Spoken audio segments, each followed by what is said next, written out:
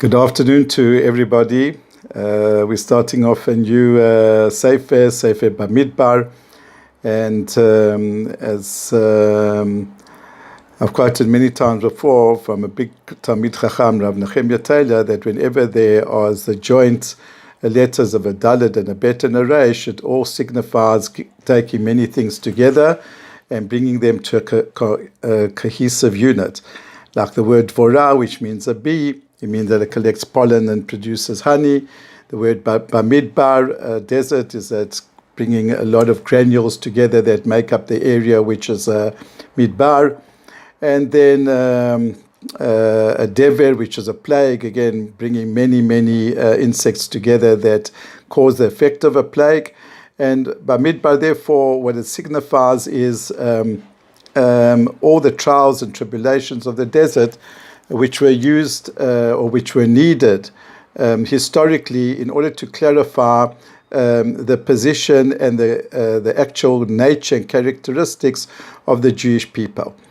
I'd like just to make a very two introductory comments. The first one is, like the joke about the person, the chairman who is always used to making announcements, and he gets up one day and he says, "Well, I want to announce that there's no announcements." And in a way, that's like how I feel today.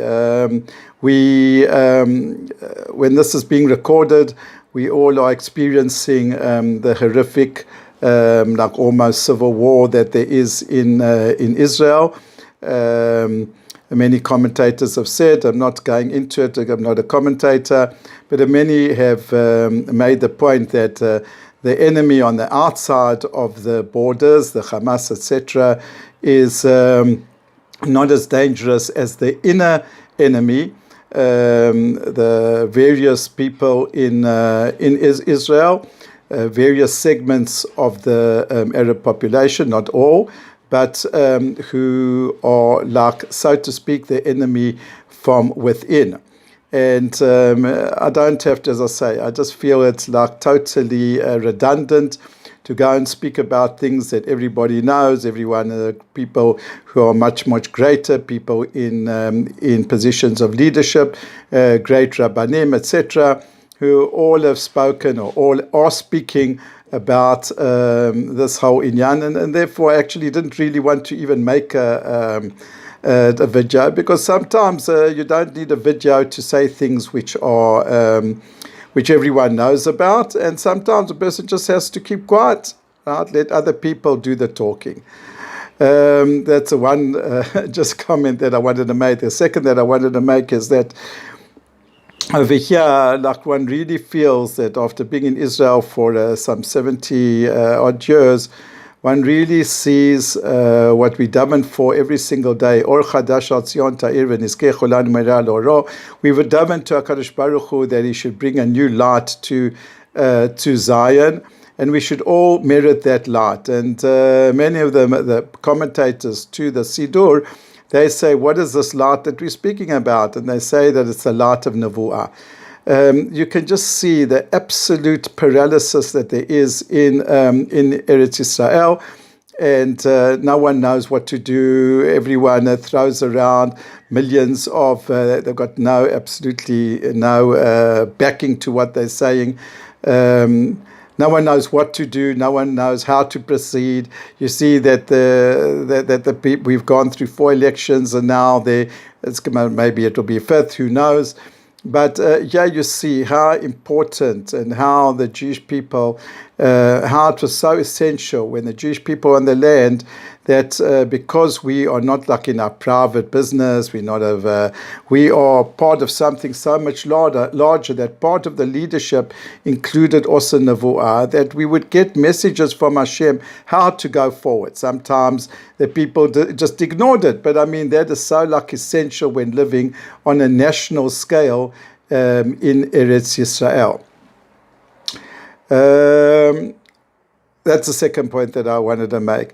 Having said that, now just something very short from the Sidra, which is really in a way connected to what's going on today.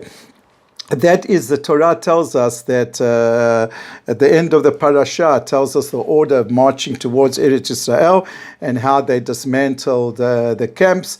And then it says when they dismantled the camps, they dismantled also the Mishkan, and then they had to cover the various articles, the various furnishing of the Mishkan. And one of the things that they've covered was also the Mizbeach, which is the altar. And unlike the other items of furniture, like the menorah, etc., which were covered with a blue cloth, so this was covered with a purple cloth. And there's a fascinating midrash, machloket, and in the Gemara between a machloket between Rabbi Yehuda and between Rabbi Shimon, since that the Torah says that there had to be a constant fire on the Mizbeach, on the copper altar. So Rabbi Yehuda said, Bemet, even at the time that we were traveling, there was a fire there, and they covered, though, the fire with some sort of copper covering, the flame, and on top of that they put also the purple covering.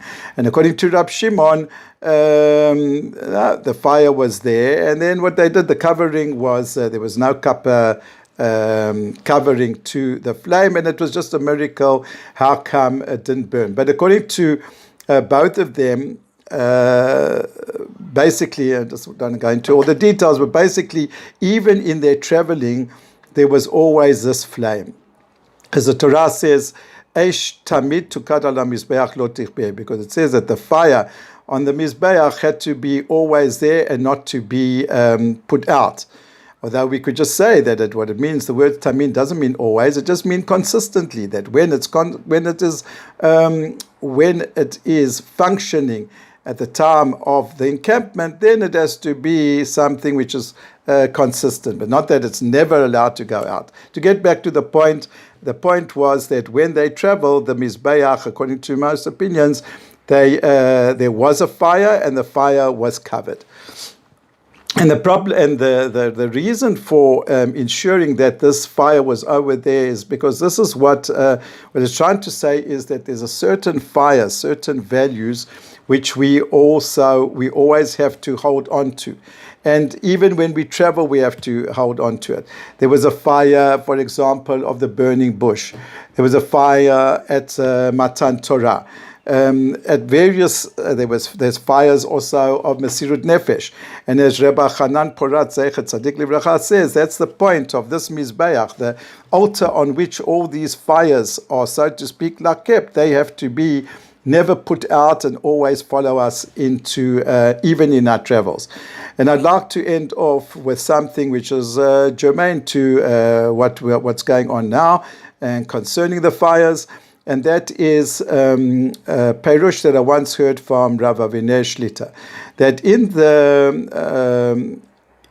the prayer that of Tisha B'Av, of Nachem, we quote from the prophet that says that the Beit HaMikdash was destroyed by fire and it will be rebuilt by fire. And what does exactly that mean? It will be rebuilt by fire. Will fire come now from Shamayim, and somehow this edifice will come from Shamayim? It will be all like a blaze.